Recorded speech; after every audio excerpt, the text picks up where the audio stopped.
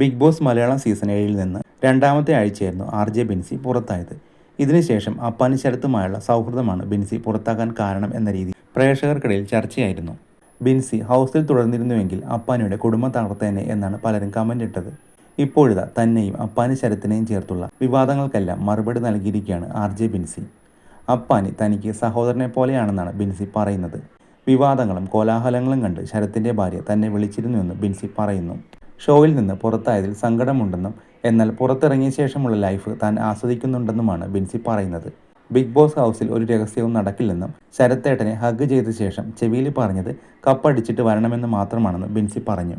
തന്നെയും ശരത്തേട്ടനെയും കുറിച്ച് ഷാനവാസ് പറഞ്ഞത് കണ്ടന്റ് ഉണ്ടാക്കുന്നതിന്റെ ഭാഗമാണ്.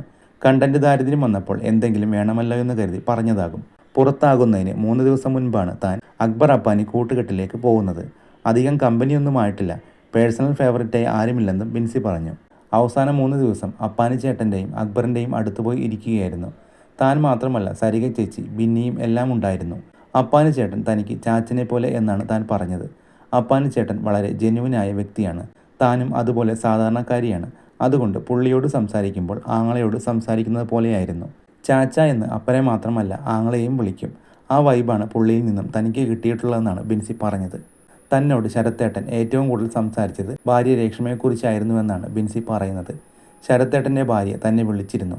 താൻ 24 മണിക്കൂറും ലൈവ് കാണുന്നയാളാണെന്നും നിങ്ങളുടെ കാര്യത്തിൽ മോശമായി ഒന്നും തോന്നിയിട്ടില്ലെന്നും തനിക്കറിയാം തൻ്റെ ഭർത്താവിനെ എന്ന് രേഷ്മ പറഞ്ഞുവെന്നുമാണ് ബിൻസി പറയുന്നത്.